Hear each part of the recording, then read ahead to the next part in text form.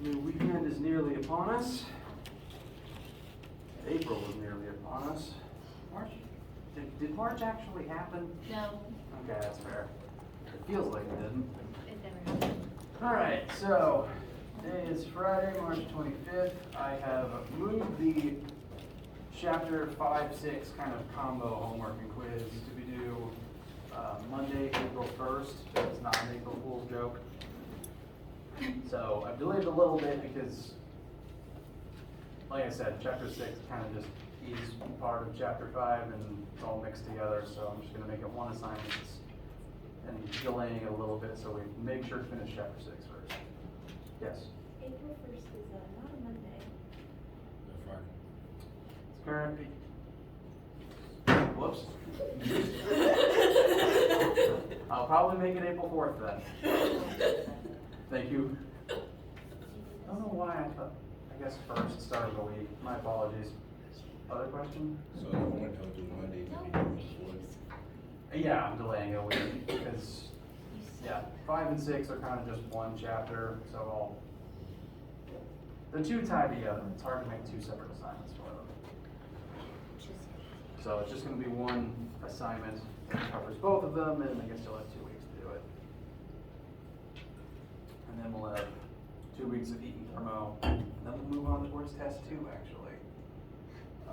It is not soon, but I do want to go ahead and put it on your radar. Let's see, next week is chapter 5, sorry, chapter 6. I would expect test 2, because we do have a second test, to be second to last week of April. And then that gives us the last week of May to wrap a few things up and talk about exam prep. Sorry. Wow, the wrong words come out of my mouth. It's kind of a problem when I'm a teacher. Last week of April, we can spend on exam prep and maybe talking about a few extra topics, because frankly, I like to talk about electricity before this class is over because it helps to know how to not shock yourself.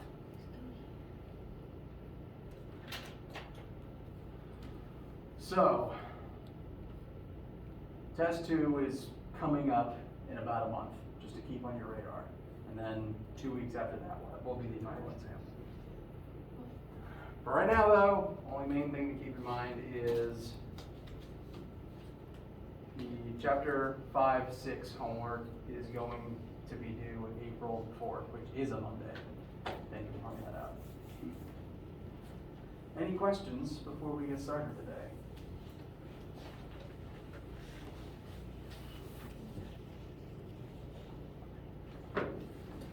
All right. Well, when last we left off, we began discussing the concept of Pascal's principle and pointing out a few places where you've seen this type of thing before. The main example I listed was, I'm just showing you the picture, we'll do the problem itself later. The main example I showed was in hydraulic systems. The idea being that since liquids don't compress when you push on them, if you push on one part of the liquid will then exert force on a different part of itself as it tries to escape from you pushing on it. If I push down on this part of the liquid, then as I push the liquid away, it will move to the other end and push up the other side. All fluids do this, but liquids tend to do it the best since they don't compress. Gases can do this, but they can compress, so they're slightly less reliable. If you're using a liquid, it's called a hydraulic system. If you're using a gas, it's called a pneumatic system. We'll focus mostly on liquids for right now, and we'll talk more about gases in heat and thermo.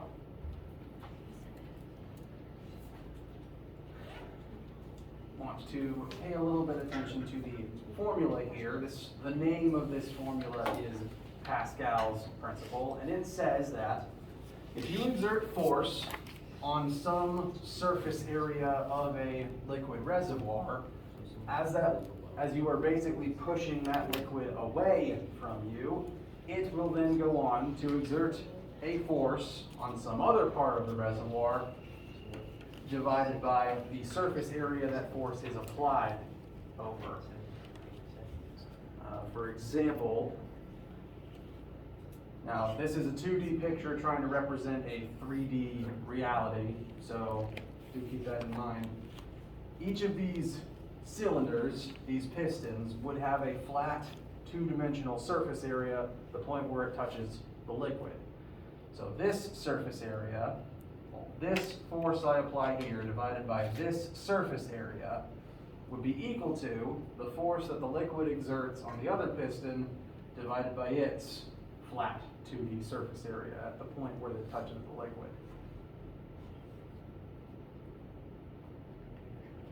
And one of the reasons that we call this Pascal's principle, if you remember, the only other place we've used the word Pascal is as the unit of pressure.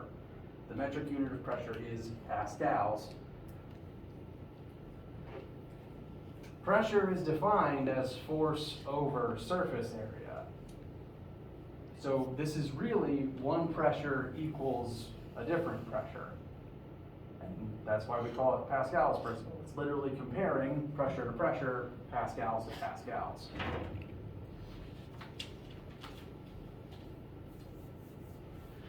So, keeping this formula in mind, let's do a few quick calculations with it before we look more closely at the car lift problem. Let's say that, I'll redraw the picture.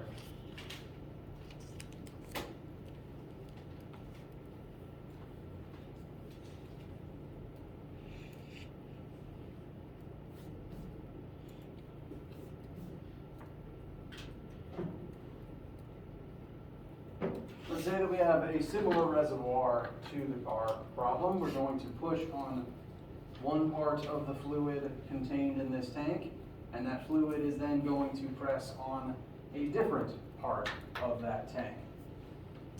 If we exert a 1 Newton force over a 1 meter squared surface area, how much force will come out the other side if the surface area of this piston is also 1 meter squared?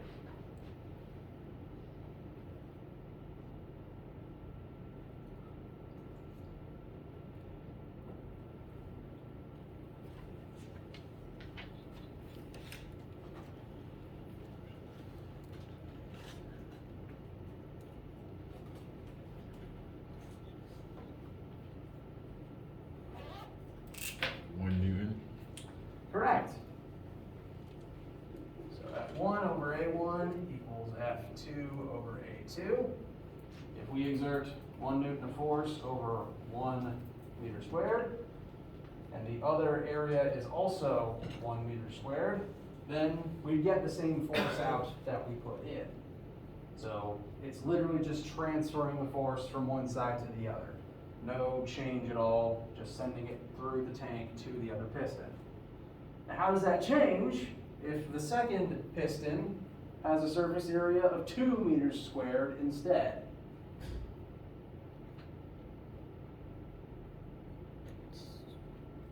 It's cut in half, the force.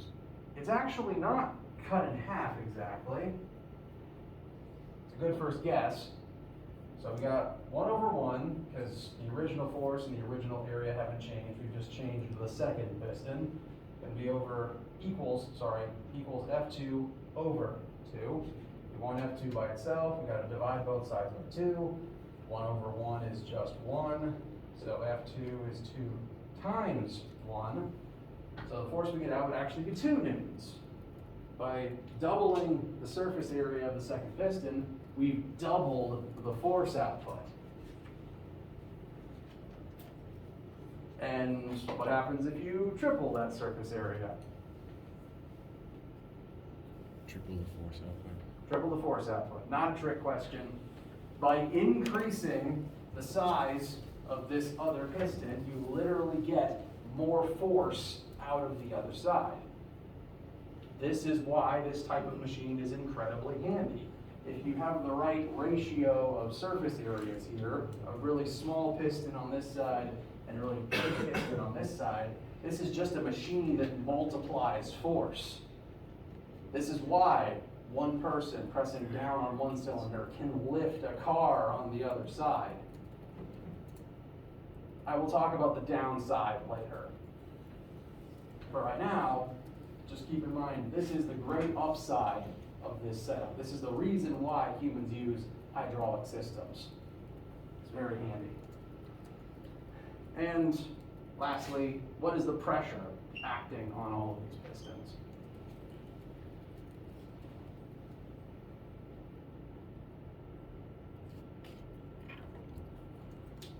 It's a bit of a callback. What is the formula for pressure? Force over surface. Very good. So, force over surface area, 1 over 1 is 1 Pascal. And that's actually the same for every piston in this question.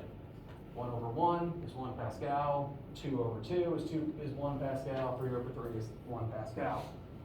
Which means that the pressure we exert on the fluid is the same pressure it will exert back wherever it ends up going. The pressure is what carries through. And again, that's why it's Pascal's principle, because it's utilizing Pascal.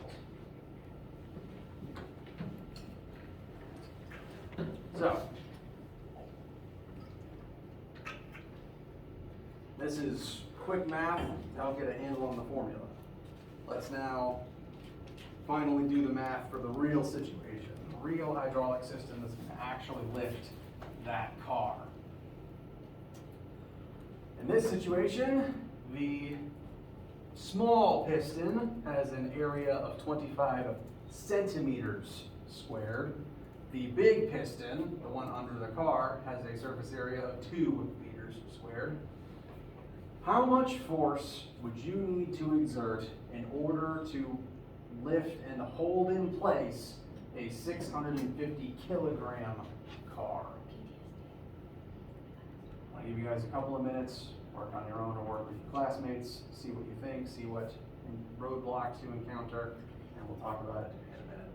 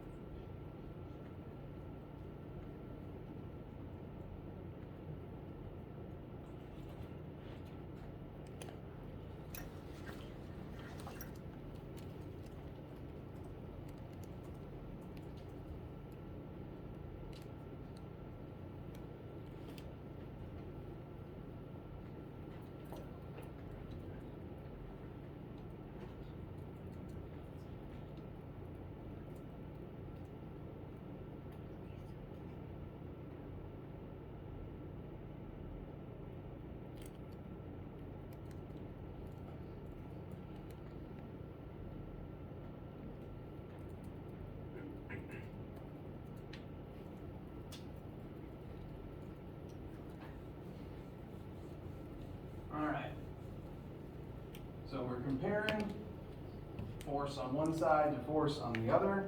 We want to lift this car. We use Pascal's principle. So, force 1 is what we're ultimately going to be solving for. That's going to be over area 1. Is it safe to plug in 25 centimeters squared for that number? No. because ultimately meters is what we want to use as our standard unit, and in fact the other area we were given is already in meters squared.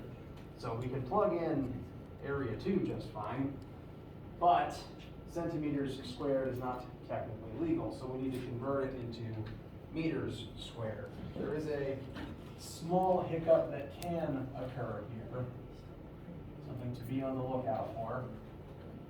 We need to turn centimeters squared into meters squared. Is it as simple as dividing by 100?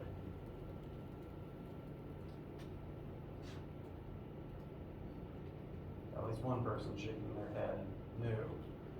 So we have centimeters squared, we need meters squared. We can convert centimeters into meters.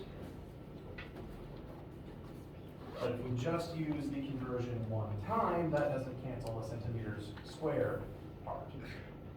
So we divide centimeters squared by centimeters, multiply it by meters, then that would actually end up being meters times centimeters. We need to do the conversion twice.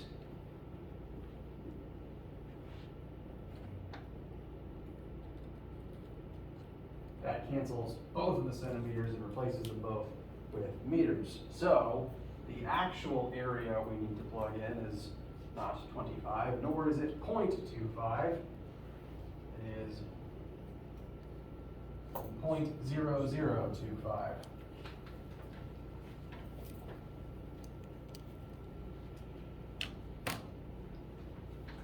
Next, we want F1, that means we need to plug something in for F2. We know the mass of the vehicle. From that piece of information, how do we determine how much force is needed to hold it in the air?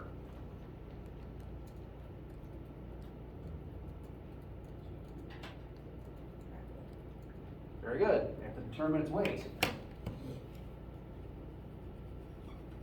So we will multiply its mass times 9.81 to determine its weight. The piston will have to exert a force at the minimum equal to its weight to hold it in the air. And with that, everything is plugged in except the thing we are solving for.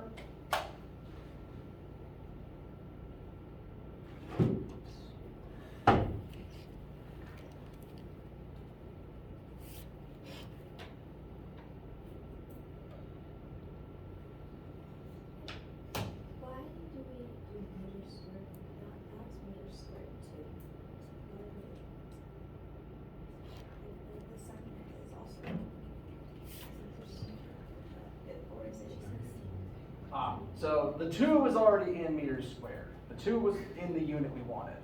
The 25 is in centimeters squared. I'm confused why we have to do the conversion twice though for square. Oh, well that's because if you say if you divide centimeters squared by centimeters, this is not just centimeters times squared. This is centimeters times centimeters. So if you only did it once, there'd still be a centimeters left.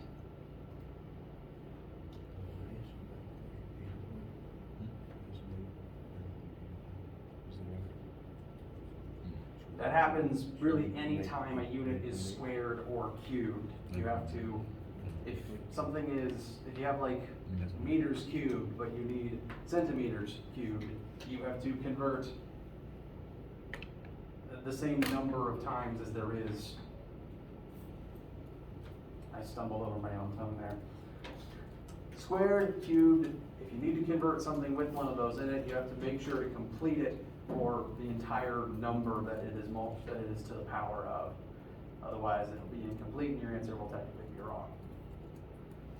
And if you think about it, that does mean that there's 10,000 centimeters squared in a meter squared, but a meter squared is a pretty big area, and a centimeter squared is a pretty small area.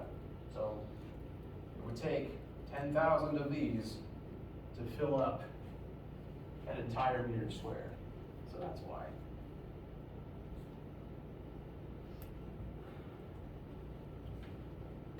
So going to show my algebra for each step to get to this final answer. Bless you. At 1 over 0.0025 equals 950. 650 times 9.81 equals 6376.5 over 2.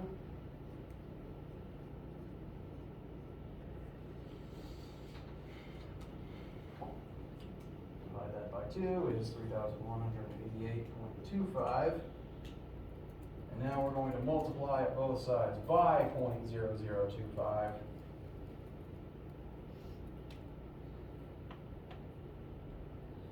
And that will give us approximate final answer of 7.97 newtons. And I believe that would be about 2 pounds of force. With just 2 pounds of force, you could lift a car. It sounds like a hack, and it kind of is. There is one downside, but the fact stands, you can lift a car with 2 pounds of force.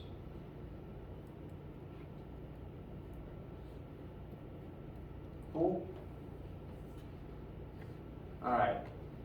Now, if it sounds too good to be true, well, there is one downside to this technique, and it's already kind of shown in this picture. It's not just that you're sending force from one side to the other and that it's magically multiplying somehow. You are sending an entire volume of fluid from one side to the other.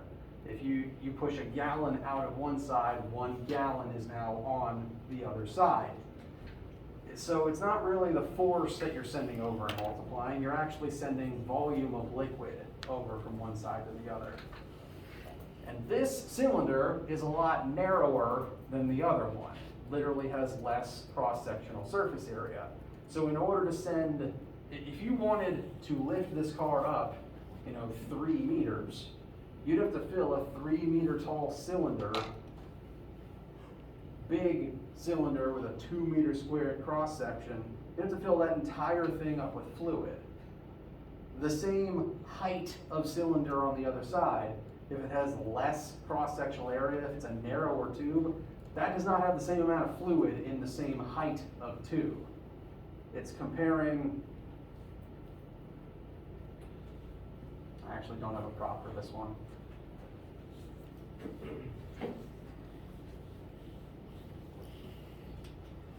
Let me change the viewpoint of this slightly.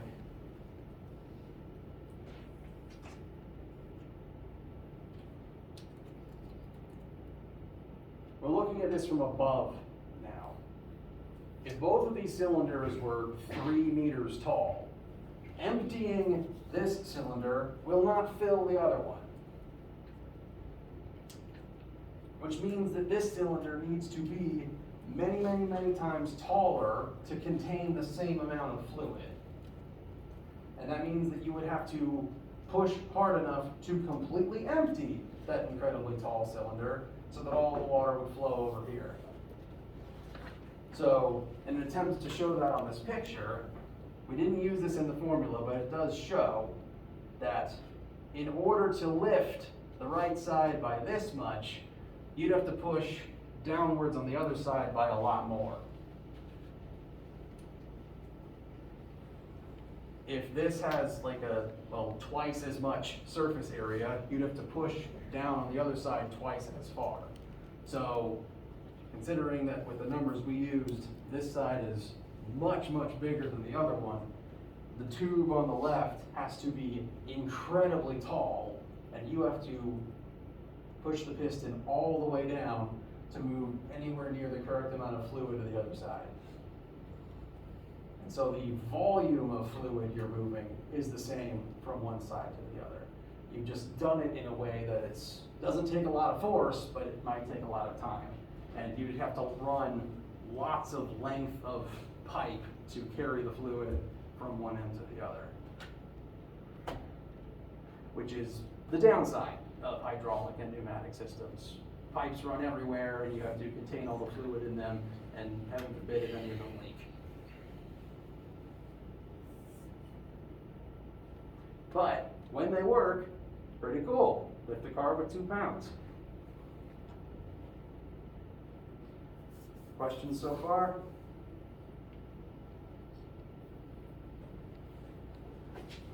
Okay. So this example, and Pascal's principle in general, ties into the concept of flow, the flow of fluids. One of the things that distinguishes solid from liquid, distinguishes, say, ice from water, is that even if the volume of those two objects doesn't change, you can't really crush a solid to be much smaller if it's a true solid, and you can't really crush a liquid to be smaller if it's a pure liquid. But the liquid can flow. It can change the shape of, it can change its shape to match its container. It can run through a pipe to get from one place to the other. You can't cram a block of lead into a pipe like this and expect it to behave itself. So we're dealing now with concepts related to the flow of fluids. And of course, this being a physics class, we have formulas to describe that too.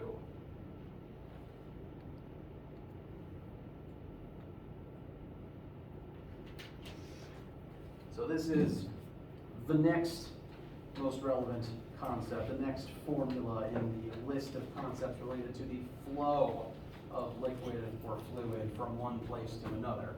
Pascal's principle, we showed liquid flowing from one cylinder into the other when you exert force on it. And this next concept is immediately relevant to that fact. Before I start describing formulas and things, I want to have you cast your mind to a specific phenomenon you might have noticed at some point in your life. I want you to think about a garden hose, the one probably attached to the side of the building you live in. You turn the handle and water just comes out the other end. Now, that hose has a certain cross-sectional surface area. You could measure the area of the circle that the end of the metal nozzle is.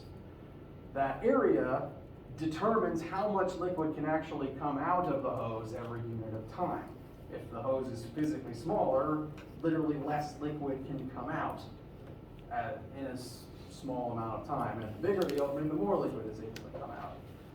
So the end, like the size of the tube, determines the flow rate. Now, at some point in your life, you or perhaps a family member or a prankster sibling might have taken a water hose with water coming out of it and covered part of the end of it with their finger. What happened if you just cover part of the end of the hose? Say it again. Like you spray out like the water Sprays out faster. Yeah. When you crank the hose, the water kind of gushes out at the similar rate to a faucet. But when you cover up part of it, suddenly it's faster and shoots farther as a result. And then, playground hijinks ensue. That phenomenon is this. The continuity equation, which dictates that the cross-sectional surface area of a pipe determines the speed at which water can flow through it. We have here we'll just call it a hose, except this one changes size partway through. On this end, it is wider than it is on this end. So kind of like the change from when you have the hose and then you cover it. The cross-sectional area that the water can flow through changes partway through this particular hose. And what the continuity equation tells us is, on one end of the hose, the water is able to flow at a certain velocity through a certain cross-sectional area's worth of hose. On this side, the area times velocity determines a certain flow rate caused by a certain amount of water pressure. that same water that's flowing through here is going to go through the hose to flow through the other part as well. But down here, the area changes. And as the area changes, so too will the flow rate. There's still a unified water pressure causing this, but the same water pressure can create two different flow rates depending on the cross-sectional surface area of the pipe.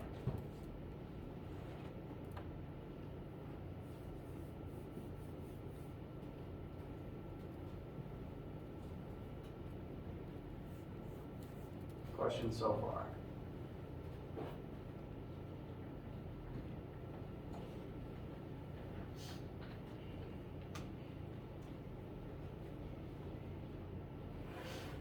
Okay.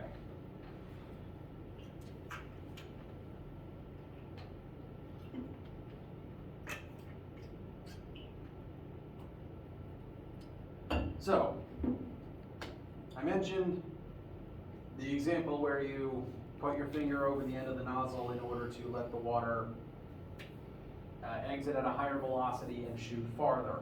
Let's put some numbers to that phenomenon, because what else do we do in physics? Let's say that the garden hose in question has a cross-sectional surface area of 5 centimeters squared. The water is typically exiting that hose at a velocity of 1 meter per second when the exit nozzle is 5 centimeters squared across. When you cover up the end of that nozzle with your finger, you are reducing the available surface area that the water can come out through. Try to draw an image or two.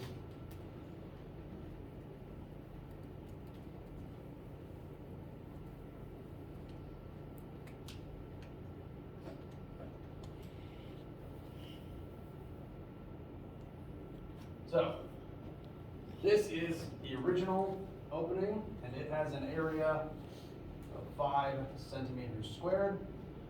And when you cover it with your finger is now blocking probably more than half of the exit. And so the resulting final surface area will look probably something more like this, as your thumb just covers the upper part. That's less space that the water can occupy. We don't know what that amount is yet, because that's not really a standard shape. I don't have a formula for area of a crescent, but it is less. And we will use the continuity equation to determine how much less.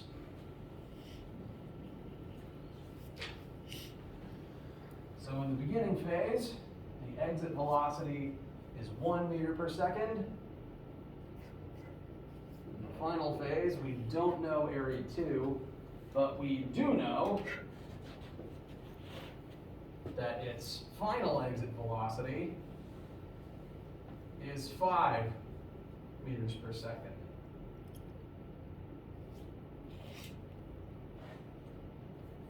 So by doing this, it comes out 5 times faster. It should hypothetically last 5 times further.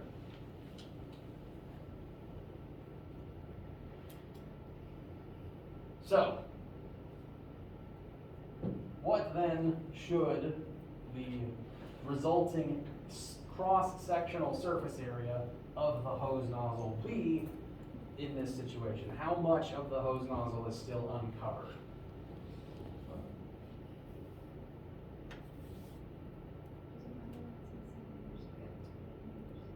Well, It'll still just be the same since it cancels. very good observation. Objectively, if we wanted to keep everything in normal units, we would need to convert centimeters squared back into meters squared. But, and again, I've been doing this a long time, so I know, like you just observed, we can kind of cheat a little bit here. The continuity equation is AV times AV.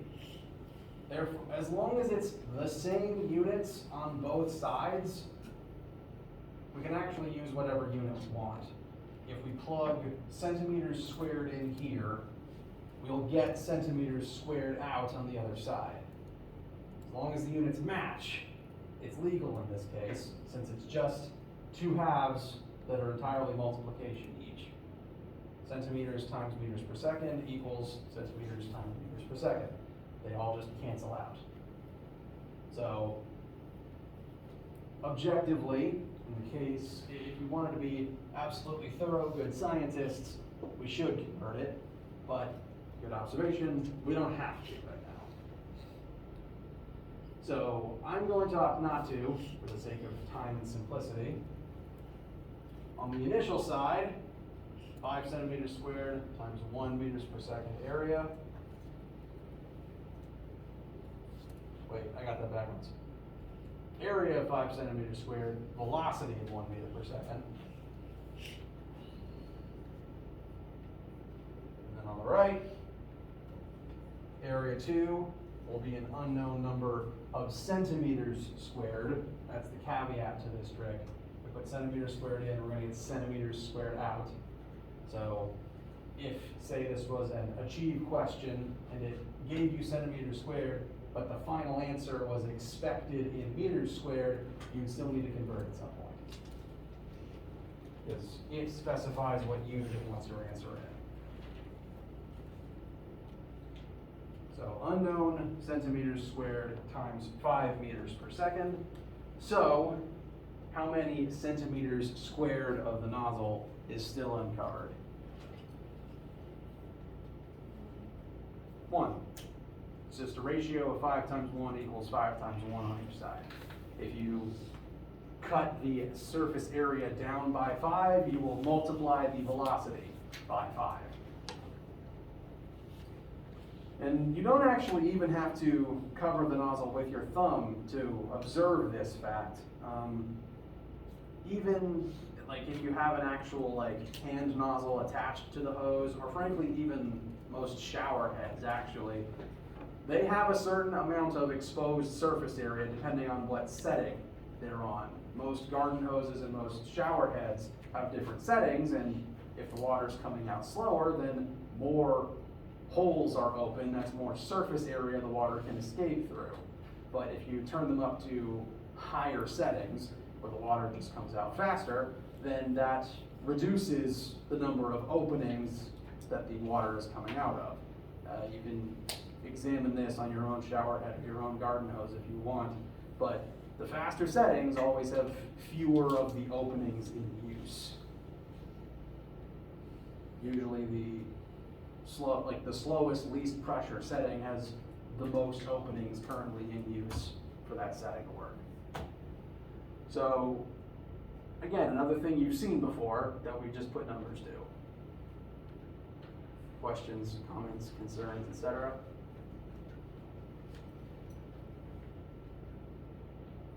All right. Well, we have one more pressure and flow related concept, but it's a long formula, so I'm actually going to introduce it to you next time. Right now, it's Friday, I'm tired and hungry, and I think everyone deserves a nice weekend.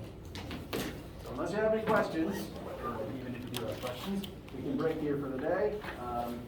If you guys have any questions for me involving homework or whatever, let me know.